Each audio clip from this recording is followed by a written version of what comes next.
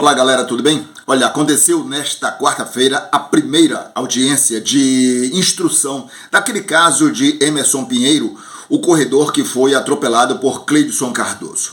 Essa primeira audiência acontece cerca de 9 meses depois do gravíssimo acidente que acabou deixando Emerson Pinheiro sem uma das pernas. Ele teve a perna direita amputada, fraturas na perna esquerda e outras lesões por todo o corpo. Esse acidente ocorreu quando Emerson Pinheiro, atleta de 29 anos de idade, estudante de educação física, comerciário, estava praticando corrida na Orla de Salvador. Exatamente na chegada ali, pertinho da Praça Nossa Senhora da Luz, pelo lado da Orla, onde ficam aquelas barracas de pescadores, inclusive, um carro subiu a calçada e atropelou Emerson às 5 horas e 40 minutos do dia 16 de agosto do ano de 2024. 25, aliás, o ano passado. Emerson teve logo depois a perna direita amputada, está ainda com graves lesões da perna esquerda e vai precisar ainda fazer 2 cirurgias. Uma para corrigir os problemas no joelho esquerdo e a outra para cortar um pouquinho o coto direito. A perna que sobrou amputada, tá? O osso vai ter que ser retirado se porventura Emerson for colocar a prótese que ele está brigando na justiça para obtê-la. Mas a audiência desta quarta-feira foi uma audiência de instrução da parte criminal. É que o senhor Cleidson Cardoso, o estava dirigindo o carro, ele era para ser ouvido, acabou não sendo ouvido ainda. Essa audiência ficou depois para dia 9 de julho deste ano, lá no Fórum Criminal.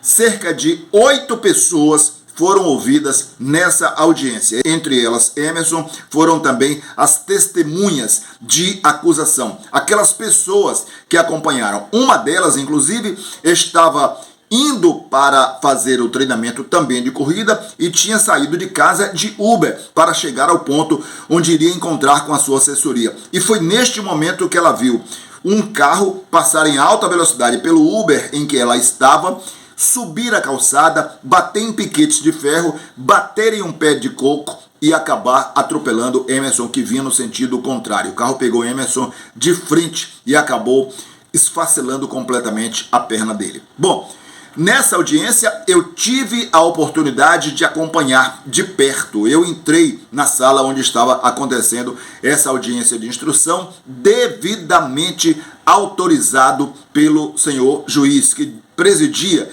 aquela sessão. E eu conversei logo depois com o juiz, mesmo sob protesto de advogados da parte que estava sendo, naquele momento, incriminada. Porque existe a incriminação contra Cleidson Cardoso, que inclusive ainda tem várias medidas cautelares. Uma delas, inclusive, do uso da tornozeleira eletrônica com a qual ele estava durante a audiência, e também outras medidas, como não ingerir bebida alcoólica, não frequentar lugares públicos, bares, restaurantes e coisas desse tipo, e não ficar na rua após as 7 horas da noite. Enquanto isso, Emerson está sobre uma cadeira de rodas. Eu hoje, inclusive, tentei conversar com o senhor Cleidson Cardoso, que é uma forma de saber como é que está o sentimento de uma pessoa que comete um crime tão bárbaro. Um rapaz de 27 anos de idade e que pegou um carro e, de acordo com todas as testemunhas que foram ouvidas hoje, estava ele sob efeito de algum produto químico, não sei se bebida, droga, não sei o que, mas ele apresentava sinais claros, não conseguiu fazer o chamado teste do bafômetro, mas um policial, inclusive militar, que fez a prisão na hora em flagrante desse corredor, foi bem claro ao dizer que ele estava exalando um forte cheiro de álcool, o que se supõe tenha sido álcool relacionado à bebida, que certamente ele ingeriu antes de pegar o carro e sair dirigindo. E outras pessoas mais que foram ouvidas e que são peça importantíssima nesse inquérito. Bom, e agora o que é que vai acontecer? Uma nova audiência para que o Cleidson seja ouvido e também as testemunhas de defesa dele. Não sei o que é que uma testemunha de defesa diria nesse instante. Bom, eu conversei com o juiz. Mas antes disso, eu tentei conversar com o Cleidson. Não foi em vídeo, foi um áudio que eu tentei gravar com ele, já que eu assisti a cerca de 2 metros dele, onde ele estava lá, toda a audiência, que durou cerca de 3 horas, no Fórum Criminal de Salvador. E preste atenção ao que aconteceu no momento em que eu tentei entrevistar Cleidson. Seu Cleidson, qual é o sentimento que você tem com relação ao fato que aconteceu? Olha, Essa voz que você ouviu aí é de Cleidson. E preste atenção, eu vou repetir. Seu Cleidson, qual é o sentimento que você tem com relação ao fato que aconteceu? olha, Olha aí, você ouviu de novo a voz dele. Quando eu pergunto, ele começa a responder. E a outra voz que você vê agora, que você vai passar a ouvir, é do advogado que estava em defesa dele, que impediu a fala. Preste atenção. Seu Cleidson, qual é o sentimento que você tem com relação ao fato que aconteceu? olha, a orientação da defesa, Cleidson. a ordem da defesa é que ele não fale, não constranja, por gentileza. Eu não estou constrangendo, eu sou um jornalista. Nós estamos aqui no local público. Dentro da sala, a gente está dentro do fórum ainda. Doutor Daniel, o senhor? O advogado? Olha, por gentileza, ele já disse que não vai dar depoimento, ele vai falar em justiça. Não. Eu falo por ele, estou procuração. Ah, é? Eu estou falando que ele não vai falar. O nome do senhor é? Por favor, não constranja, não. Não, o nome do senhor somente. Não constranja. O senhor é por o gentileza. procurador dele? Não custa nada. Vamos. O senhor não vai falar, seu Emerson? Seu Cleidson? Por gentileza. Certo. Vamos. Você ouviu, então, que houve o impedimento por parte do advogado, que não quis se identificar, mas é o doutor Daniel, que estava lá presente, né, na defesa de Cleidson, direito que ele tem, naturalmente, de proteger o cliente dele. Não há problema nenhum quanto a isso, né? Não houve nenhuma agressão nem nada. Ele apenas se interpôs entre eu e o rapaz, impedindo que ele falasse alguma coisa pela primeira vez depois do atropelamento. Tudo bem, aí eu fui ao juiz, voltei para a sala onde estava o magistrado e pedi a ele uma entrevista e gentilmente ele concedeu uma entrevista. Coisa rara. Vamos ouvir. Doutor Paulo, o senhor conduziu a audiência de instrução, a primeira audiência de instrução do caso Emerson Pinheiro, como é que foi?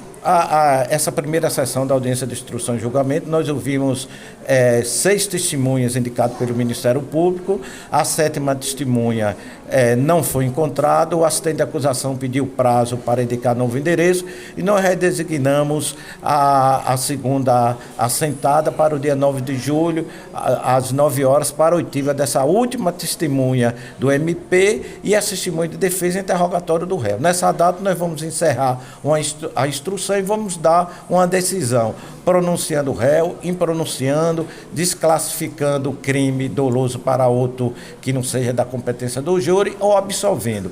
Por que eu falei nessas 4 decisões? Porque é isso que a lei estabelece, que após a instrução o juiz faz um exame e dá uma dessas decisões. Então eu não posso antecipar qual delas eu lançarei nos autos. Por isso que eu estou falando em tese do que a lei estabelece. O senhor manteve as medidas cautelares? Mantive as medidas cautelares porque não há nenhum fato novo que enseje a revogação das medidas cautelares. O monitoramento eletrônico é uma garantia, é uma forma de controle da movimentação do réu no cumprimento das demais medidas cautelares. Agora, são medidas cautelares, são provisórias, que a própria lei estabelece que a cada 90 dias o juiz deve examinar para ver se os requisitos ainda estão presentes. Houve uma contestação de um dos advogados de defesa do réu com relação à minha presença e à tentativa de gravar dentro da sala da audiência. Como é que o senhor encarou esse momento? Olha, a Constituição estabelece o direito de informação, o direito da imprensa informar a sociedade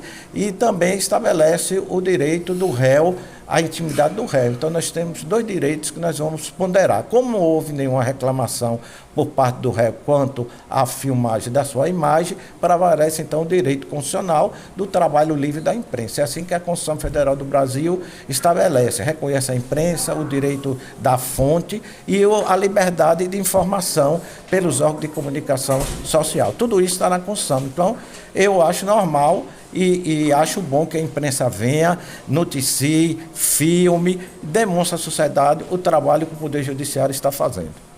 É isso aí, meus amigos. A imprensa é isso. A gente faz o que pode e o que deve dentro do respeito às instituições. Um abraço, não se esqueça, dá uma curtidinha aí e, se puder, assine o nosso canal.